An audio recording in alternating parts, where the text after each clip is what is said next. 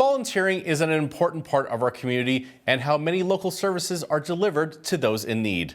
To talk more about the importance of volunteering in Lethbridge, Amanda Jensen joins me from Volunteer Lethbridge to tell us more about how volunteers are an integral part of our community.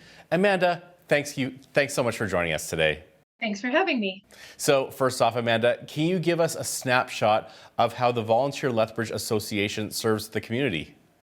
Yeah, Volunteer Lethbridge is I think of it as the glue for the nonprofit sector for anywhere south of Calgary. Really, we're the only umbrella organization that serves the sector through help with volunteer management, which is what comes to mind for most people when they think about Volunteer Lethbridge, but also through we're the advocates for the sector for policy or policy changes or changes in law. We often are the conveners of conversations that matter to our community, such as poverty reduction or diversity and inclusion, etc. And then the other thing that we do is we try to provide capacity building, training, experiences for the sector in Lethbridge, to raise all the boats. Now, we talked a little bit before our interview about some challenges that nonprofits are facing right now. Can you tell us about some of these challenges?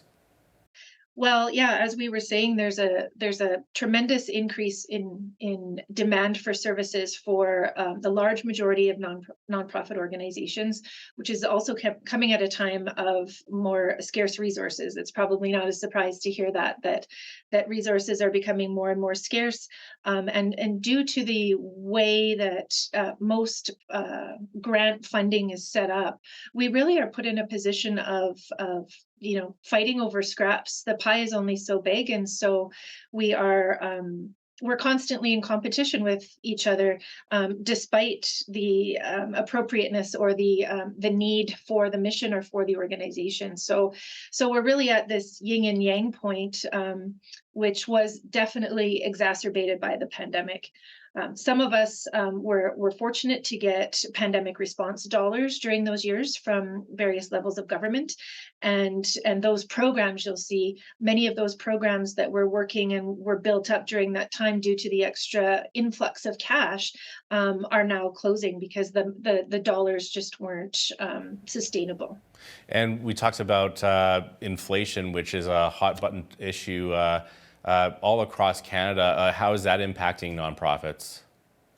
Well, it's impacting us because money is scarce. So what we're looking for is investment from the business community, from various levels of government, but also from our neighbors into missions that matter to us. Whether it's whether cancer has touched your life and it's cancer research, or it's food banks, etc. When our basic needs are so hard to meet right now, the first thing that has to go are things that are not going to contribute to your immediate, survival. Hmm. The other way that it, the idea of scarcity and tough times affect a volunteer center or a community. Let's make it broader. A community is we don't have time. We are often stuck in working more than one job, as you mentioned before, potentially doing a gig job to try to, to bring up the income to afford the groceries that have now, escalated in cost. So there's no time for a person to contribute to their community, to volunteer, to become involved in government in any way, to shovel a neighbor's walk, etc. So all of those things are lost when we are living in this this in scarcity. And what can volunteers do to help with these challenges? Well, I mean, we recognize volunteers as really the solution to helping nonprofit organizations with their human resource costs and to keep their human resource costs down, but also to bring different experiences, different perspectives, to an organization that may not exist there through paid employment. But what volunteering also does on the other side of things is it's a mutually beneficial relationship for the nonprofit organization and for the volunteer. I know when I volunteer, I feel better about myself. I feel more connected to my community.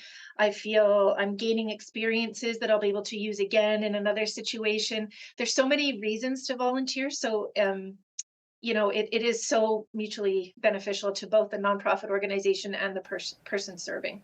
I know I've had a lot of fun doing volunteering, and it's just it's so rewarding. And then plus you're helping out like a very worthy cause when you're doing it. Amanda, can you walk us through the process of how one might become a volunteer? Yes, I can. And it's changed. Volunteer Lethbridge has really changed its operating model almost 180 degrees since the beginning of the pandemic, just out of necessity and trying to meet people where they're at. So, how a volunteer center traditionally runs is, what we think of is, we post opportunities and make them available to the community, and a volunteer, potential volunteer, then gets in touch with the organization, and a match is made.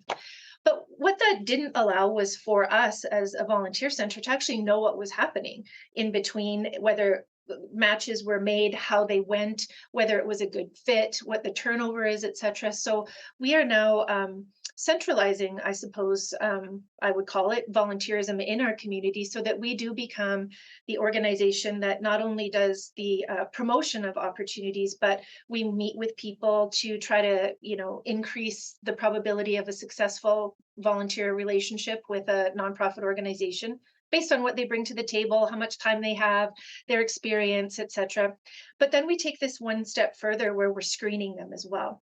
And screening is something that we don't talk about enough, I think, when we're talking about volunteerism, is making sure that the volunteer is going to be safe in their chosen role, and that the constituents that they're serving, the organization themselves, are going to be safe, bringing this person into their organization.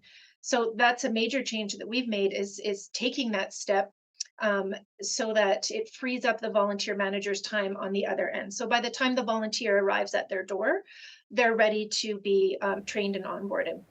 And you talked about matching volunteers with organizations. Can someone request to volunteer for a specific charity? Absolutely. We do have people who come and they know exactly what they want to do. They know they want to work weekends with, the shelter or whatever it is, right? We just take away the administration then from that nonprofit organization, so that all of those admin costs and whatever screening is necessary is done by the time they get there. But then we can also be, that great person to, bounce ideas off of too. And, some volunteer opportunities we would never know exist that are just very unique and sort of under the surface. So this model also, I have to mention, allows for much freer movement of the volunteer in the community. So once they've been screened through Volunteer Lethbridge, and want to try another volunteer opportunity, they can then go to that organization and show, the proof of screening from Volunteer Lethbridge, and all of that administration that would normally have to be doubled and happen again, excuse me, is done. Oh, And okay, you can wow. also imagine the stress that is put on the Lethbridge Police Service or RCMP to continually be doing these Right, yeah. criminal record checks, that we're removing all of that duplication. Well, that sounds very efficient. And then, so how long does the application process take? It can be really quick. Really, the only thing that we are a bit stymied by is the length of time for a police information check to be returned. It's taking about a month right now for that to happen, just administratively on the police services side. I know they're doing the best that they can, but that is for positions that require that level of screening. There are many other positions that are, work a casino for your charity, or, dishwash at this, gala event, or sell tickets or whatever. Those sorts of things can happen pretty quickly, pretty immediately, because the level of risk is so low for them to be, entering into that relationship with the nonprofit. So it really depends on the type of position that one is applying for. And what about the family? Can a whole family work together as volunteers in an organization? Absolutely. What a beautiful thing to do together. Um, we've spent a couple of Saturdays, my family, with with the YWCA and the Lethbridge Food Bank in preparing meals for their clientele and freezer meals. And so my kids are learning, and me learning how to use a knife properly, learning how to cut, listening to music, just spending time together. And then we have this product at the end of the morning. It's a beautiful activity. And then there's plenty of others just like it. And how is Volunteer Lethbridge funded? Where do the funds come from?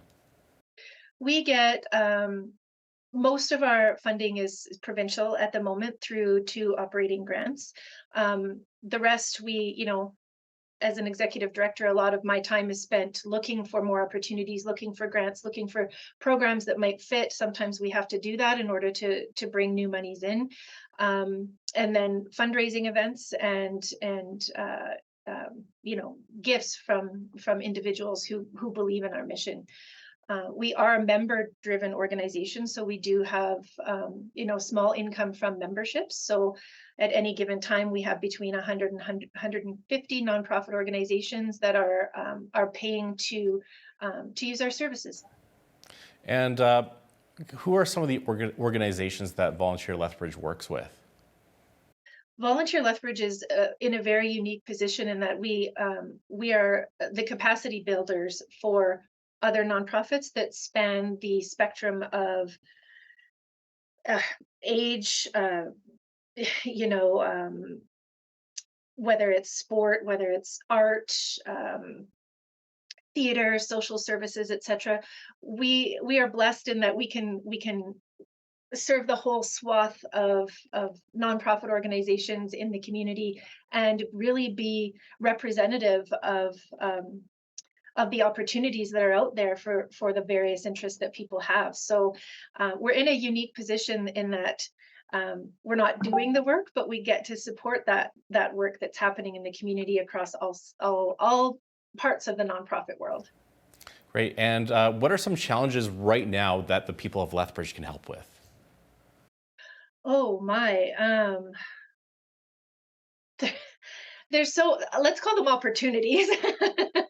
There are so many opportunities. I mean, I often think of the difficulty that the arts and culture sector had during the pandemic. They were hit tremendously hard, as you can well imagine. Yes, yes. And are now trying to come out of that and see if it's going to return to pre-pandemic levels. But I would say an easy thing to do would be to support art and culture, sell tickets, sell merchandise, put up posters, buy tickets to events, gift things like that, rather than something from a big box store, that sort of thing. Coach a sports team. Like those are more formal volunteer opportunities, but what we don't capture through this organization and probably can't is what happens with you haven't seen your neighbor in a few days and knocking on the door or shoveling the walk or taking a meal, etc. There are so many ways that we serve that are unnoticed or don't have this process behind it that we're talking about. So there's innumerable ways to get involved. And Amanda, I'm going to give you an opportunity to brag a bit. Can you tell us some of the successes Volunteer Lethbridge has had over the years? Oh, yes, I can. I've only been here since the beginning of the pandemic, but I can tell you that the former executive directors built up an incredible organization that is very trusted by the community.